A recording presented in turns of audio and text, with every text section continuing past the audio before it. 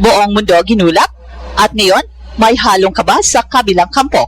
Habang papalapit ang laban sa Miami Open Round of 32, isang narrative ang umiinit.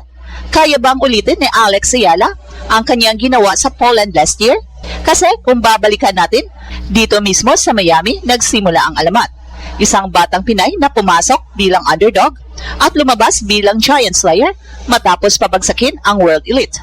At ngayon, isa na namang polish ang nasa harap niya, si Magda Linette. At habang bumabalik ang tanong sa buong tennis world, deja vu ba ito o bagong kwento? Well, hindi pa man nagsisimula ang laban, ramdam mo na ang tensyon. Confirm na sa order of play, nakaabang ang buong mundo, at kahit oras pa lang ang hinaantay, parang nagsisimula na ang laban sa utak ng mga fans. Sa papel, may experience advantage itong si Linette, isang veterana na sanay sa long rallies at tactical exchanges, at galing pa siya sa napakalaking upset laban sa kapwa niya Polish superstar.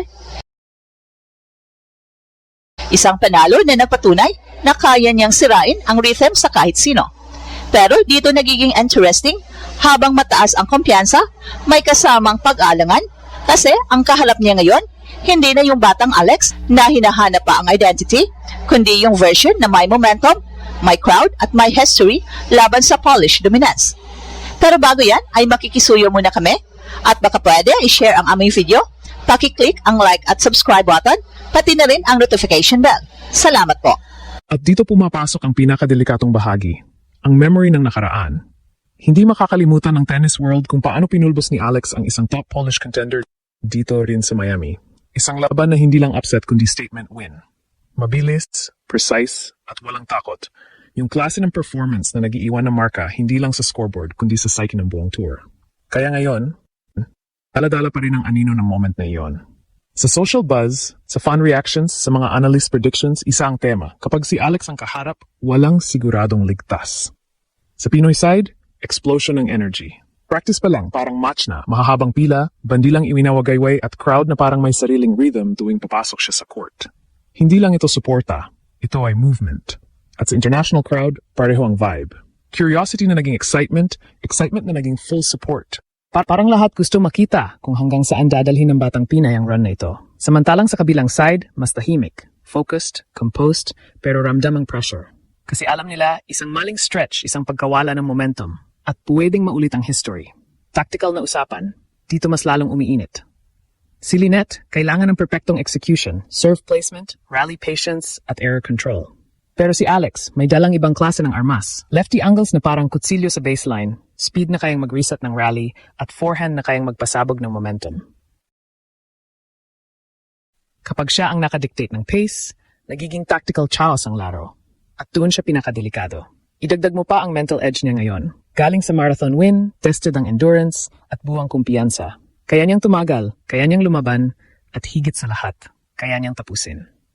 Kaya habang papalapit ang opening serve, isang bagay ang malinaw. Hindi lang ito laban para sa round of 32. Ito ay laban kung saan sinusukat kung ang Ayala effect ay aksidente o simula ng panibagong paghahari. At kung magpapatuloy ang trend, kung makuha niya ang momentum mula umpisa hanggang dulo, hindi malabong may isa na namang Polish ang mapapasama sa listahan ng mga nabiktima ng kanyang pag-angat. Buong mundo ginulat na naman. Pero ngayon, may halong kaba na sa kabilang kampo. Sa pagpasok ng round of 32 ng Miami Open, isang narrative ang biglang sumabog. Isa na namang Polish ang haharap sa Pinay na minsan nang gumiba ng Poland sa Miami. At ang nasa gitna ng lahat ng usapan, walang iba kundi si Alexandra Ala. Hindi na underdog, hindi na surprise package, kundi certified threat na sa kahit sinong nasa draw. Hindi pa nagsisimula ang laban kontra kay Magda Linette, pero ramdam muna agad ang tension. Confirm na sa schedule, nakaabang ang fans sa oras ng laban. At kahit wala pang first serve, parang nagsisimula ng laban sa isip ng lahat. Bakit? Kasi sariwa pa sa memory ng tennis world ang ginawa ni Alex last year. Yung moment na ginulat niya ang buong sport sa pagwasak ng isang Polish powerhouse. Hindi lang yun panalo. Iyon ay statement na kaya niyang sirain ang hierarchy ng tennis kahit sino pa ang kalaban. At ngayon may bagong kabanata. Si Linette, isang veterana, isang player na hindi basta-basta napapabagsak. Galing siya sa napakalaking panalo laban sa kababayan niyang si Iga Swiatek. Isang comeback win na nagpakita ng kanyang tibay at composure. Ibig sabihin, hindi ito basta kalaban. Ito yung klase ng player na kayang i-drag ang laban sa malalim na tubig, pilitin ang errors, at ubusin ang pasensya ng kahit sinong rising star. Pero dito nagiging interesting.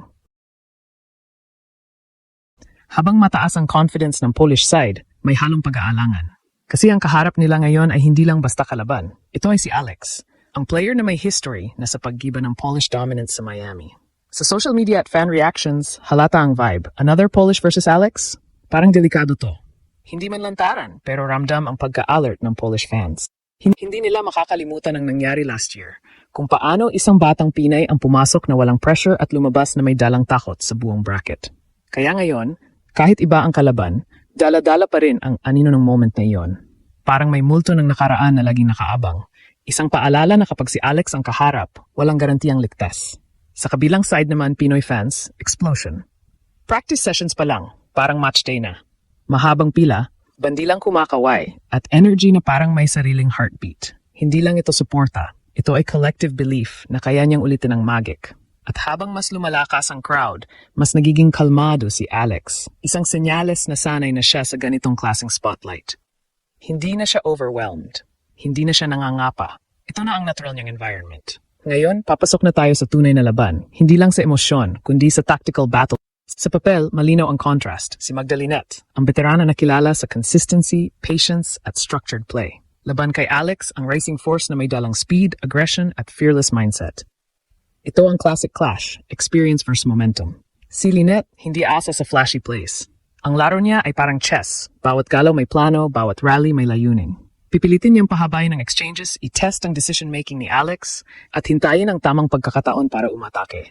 Galing pa siya sa emotional at physically draining na laban-laban sa isang top player. Kaya may tanong din, kaya pa ba ng katawan niya ang isa pang high-intensity match? Kasi sa ganitong level, hindi lang skill ang laban, stamina at recovery ang tunay na kalaban. Sa kabilang side, si Alex. Ito yung version niya na pinakadelikado. Galing sa marathon win, tested ang endurance at buo ang kumpiyansa. May dala siyang momentum na hindi mo basta-basta mapuputol. Yung lefty angles niya, hindi lang basta unusual. Weapon ito na kayang magbukas ng court at magdikta ng rally direct. Idagdag mo pa ang bilis ng galaw niya at ang willingness niyang umatake sa crucial moments. Nagiging unpredictable ang laro niya. At sa tennis, ang unpredictability ay isang malaking advantage, lalo na laban sa mga player na umaasa sa rhythm. Dito papasok ang pinaka-critical na factor, who controls the pace. Kapag si Lynette ang nakapag-set ng tempo, magiging mahirap ang laban para kay Alex. Mapipilitan siyang mag-adjust, maghintay at maglaro sa comfort zone ng kalaban. Pero kapag si Alex ang nakapag-dictate, kapag siya ang nag-initiate ng aggression at nakakuha ng maagang momentum, doon nagsisimula ang gulo. Doon nagiging tactical chaos ang match at doon siya pinakadelikado.